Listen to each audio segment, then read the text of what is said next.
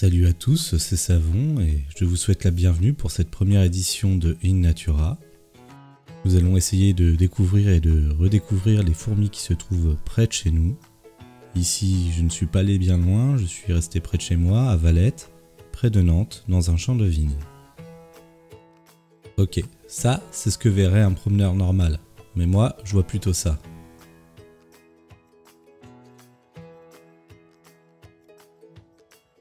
Ici, on a notre première route qui a été faite entièrement par les fourmis. Rapprochons-nous un petit peu, voyons ce qui se passe. Pour l'instant, pas grand-chose. Je dois dire qu'il fait un peu chaud aujourd'hui et au vu des fortes pluies qu'il y a eu dernièrement, elles sont en fait en train de reconstruire toute la route.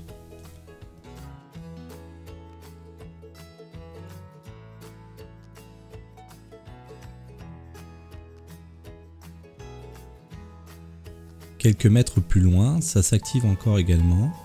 On peut voir que ça grouille sur le sol. Quand on se rapproche, on voit que elles sont en train de creuser l'entrée du nid qui a été détruite par la pluie.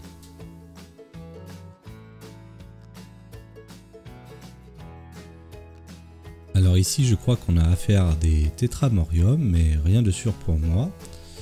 Je ne suis pas spécialiste, encore une fois, de l'identification. C'est une espèce qui est vraiment dominante près de chez moi, avec les Formica bien sûr.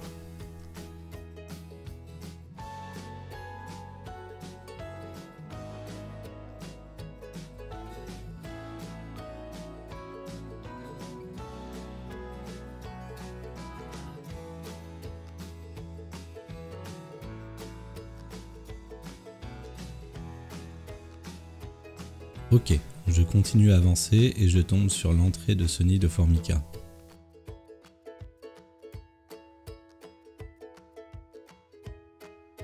J'essaye de filmer de plus près, je m'avance. Pour l'instant, je ne suis pas vu.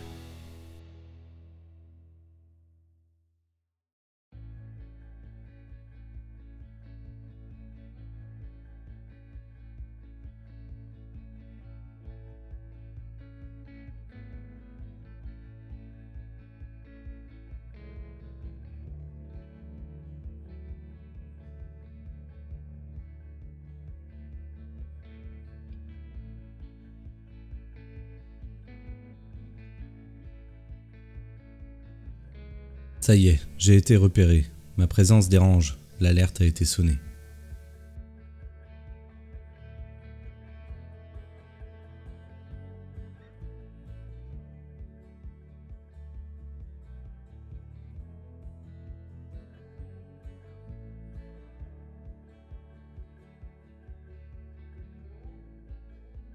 Le temps de faire quelques mètres de plus et je tombe sur ma première gine qui essaie de s'échapper.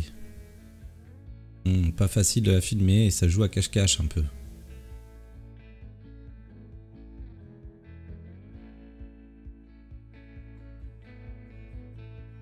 Elle passera par ici, elle repassera par là.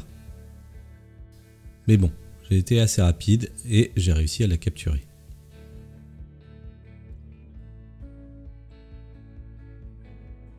Et parce que dans la nature il n'y a pas que des fourmis, voici une compilation des insectes que l'on peut retrouver.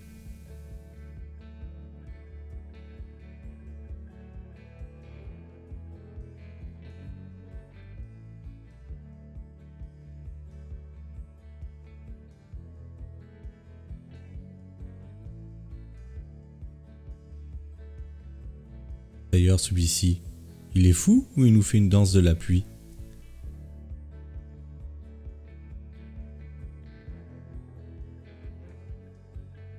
Je décide de me perdre un peu plus dans les hautes herbes et voilà que je tombe sur un drôle de puits.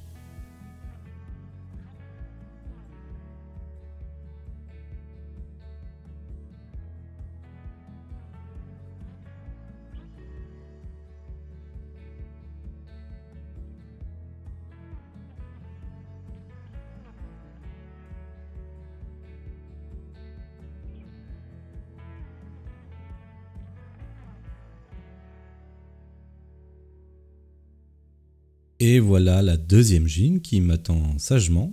Une Formica cunicularia peut-être ? Et vraiment, elle ne bouge pas. Hein.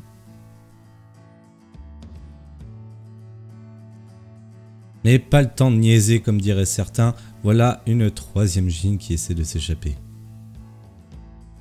Mais si certaines se font capturer par des myrmécologues, d'autres n'ont pas la même chance. En vérité, seul un petit pourcentage arrive à fonder une nouvelle colonie.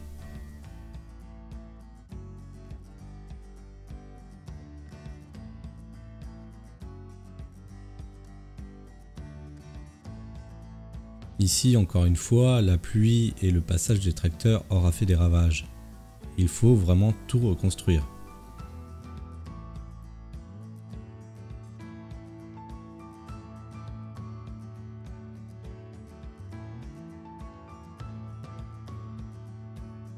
Certains agriculteurs ont choisi une méthode plus naturelle pour lutter contre les pucerons, la coccinelle.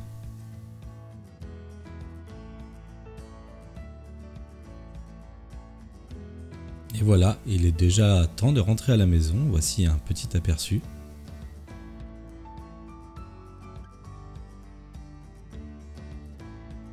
Je vous laisse avec les colonies qui se trouvent dans mon jardin. J'ai sélectionné en fait 1 mètre carré à peu près et je vous ai fait un mixte de toutes les colonies qui s'y trouvent. Comme quoi on n'a vraiment pas besoin de s'éloigner pour avoir de belles fourmis près de chez soi.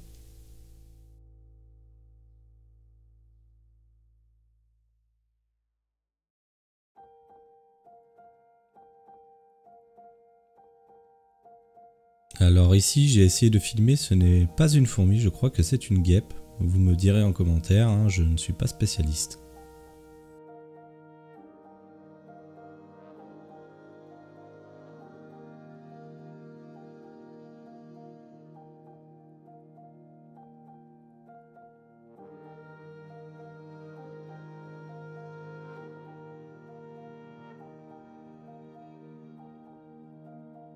Les gines que j'ai capturées aujourd'hui seront sans doute à gagner lors des 100 abonnés, donc n'hésitez plus, abonnez-vous si mon contenu vous plaît bien évidemment. Lâchez un like, un commentaire, ça fait toujours plaisir. Et je vous donne rendez-vous pour les prochaines vidéos, ça sera sans doute la suite du vlog. Bisous!